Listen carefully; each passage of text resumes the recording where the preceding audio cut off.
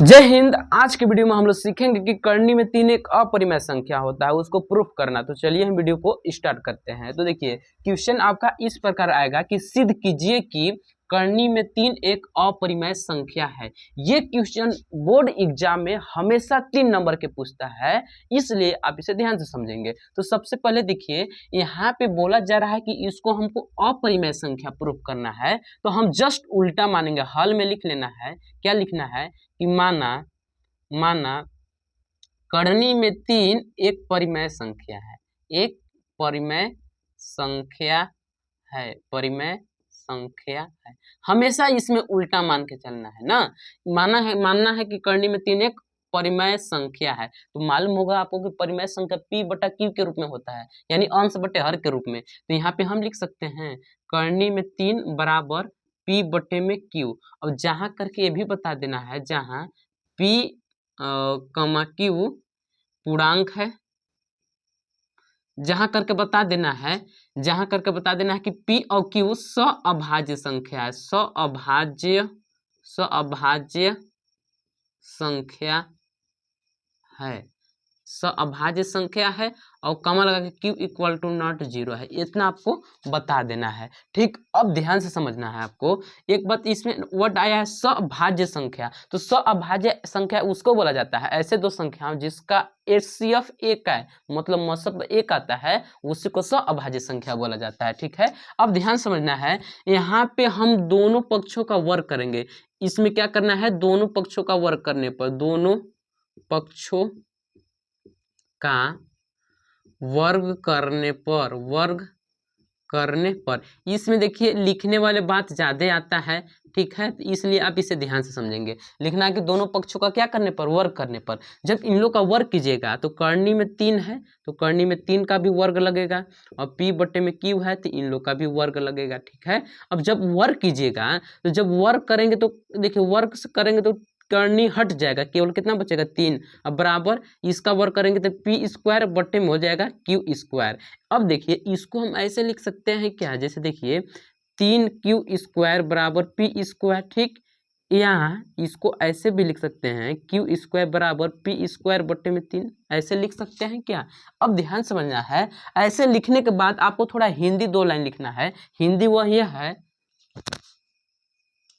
अब देखिए हिंदी में लिखना है कि p स्क्वायर 3 से विभाजित है। यहाँ पे लिखना है p स्क्वायर कमा 3 से क्या है, विभाजित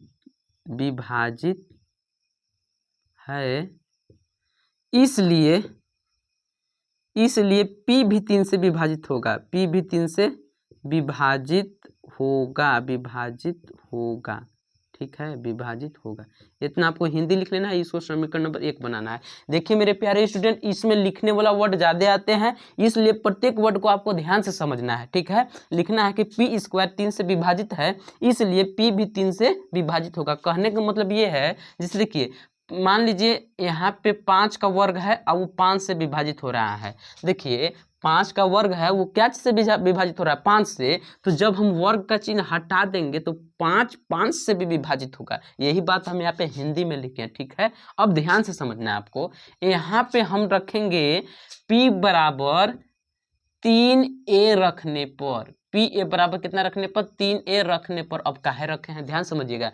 p बराबर हम 3a ही क्यों रखे हैं, तो देखिए हमको यहाँ पे करनी में जितना प्रूफ करने के लिए बोला जाएगा, जैसे यहाँ पे करनी में 3 हमको अपरिमेय प्रूफ करना है, जैसे यहाँ पे जितना करनी में रहेगा वही करनी में अंक यहाँ पे लिख लेना है, करनी से बाहर, और अपने से ABCD कुछ मान लेना। हम मान लिए a, तो p बराबर कितना रखने पर, 3a रखने पर। आप 3b रख सकते हैं, 3c रख सकते हैं। तो अब जो इसमें p आया है उसमें हम p की जगह पे 3a रखेंगे। तो चलिए रखते हैं इसमें। तो यहाँ पे q स्क्वायर बराबर p के जगह पे कितना रखना है, 3a। तो यहाँ पे हम लिख लेंगे 3a का स्क्वायर और बट्टे में 3। जब इसको हल करेंगे q स्क्वायर बराबर 3 का वर्ग करेंगे 9, और a का स्क्वायर करेंगे a, और बट्टे में 3, 3 एकम 3, 3 तरीके 9, यानी लिख सकते हैं 3a स्क्वायर।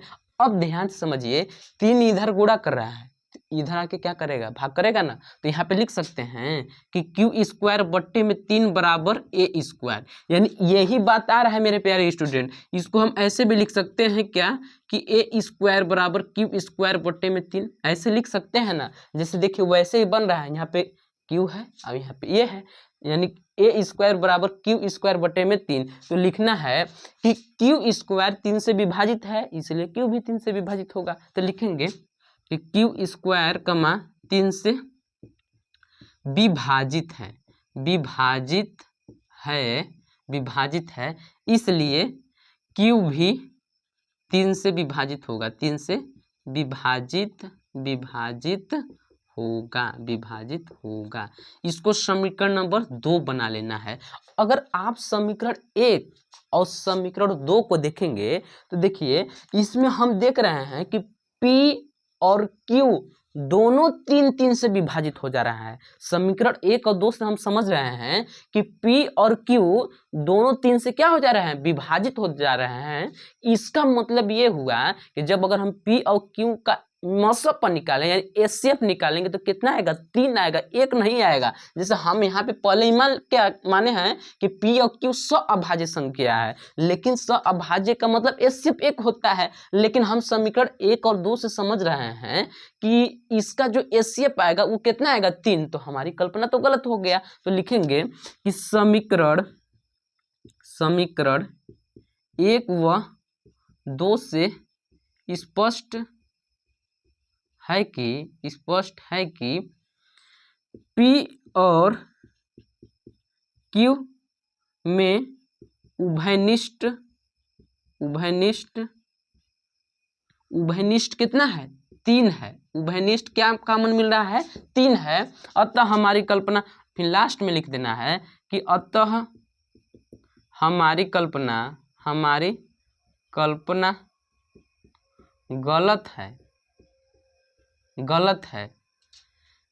हमारी कल्पना क्या है, गलत है। जो हम माने थे कि करनी में 3 एक परिमेय संख्या है वो हमारा क्या हो जा रहा है, गलत है। लिख सकते हैं लास्ट में कि अतः करनी में 3 अपरिमेय संख्या है, अपरिमेय संख्या है। यही हमको प्रूफ करना था।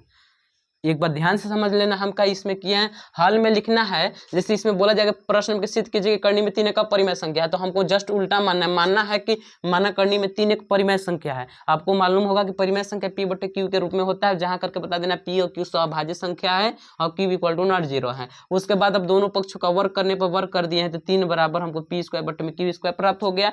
यानी लिख सकते हैं Q स्क्वायर बराबर P स्क्वायर बटे में 3। अब हिंदी लिखना है, ध्यान से समझिएगा कि P स्क्वायर 3 से विभाजित है, इसलिए P भी 3 से विभाजित होगा। उसके बाद P बराबर 3a रखने पर कहाँ रखेंगे हम, यहाँ पे समीकरण 1 में जब रखे हैं तो हमारा Q स्क्वायर बट्टे में 3 बराबर a स्क्वायर, या लिख सकते हैं a स्क्वायर बराबर Q स्क्वायर बट्टे में 3। फिर हिंदी में लिख लेना कि Q स्क्वायर 3 से विभाजित है, इसलिए Q भी 3 से विभाजित होगा। और समीकरण 1 और 2 से स्पष्ट हो रहा है कि P और Q में एक उभयनिष्ठ गुणनखंड क्या है, 3 है। तो अतः हमारी कल्पना क्या हो जा रहा है, गलत है, इस सअभाज्य संख्या नहीं है। लास्ट में लिख देना कि अतः करनी में 3 एक अपरिमेय संख्या, यही प्रूफ करना था। अगर वीडियो अच्छा लगा होगा तो वीडियो को लाइक कीजिएगा और चैनल को सब्सक्राइब कर लीजिएगा।